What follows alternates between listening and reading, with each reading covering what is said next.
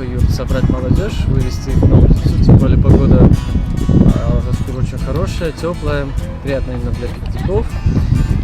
Цель была собрать молодежь, познакомить, потому что после зимы, после осени все засиделись дома, все смотрят, юзают соцсети.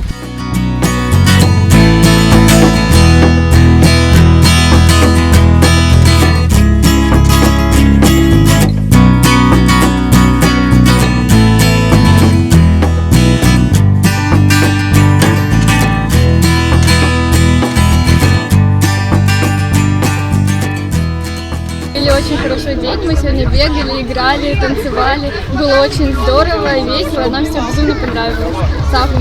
Сафа с организатором, все было очень круто, очень хорошее мероприятие.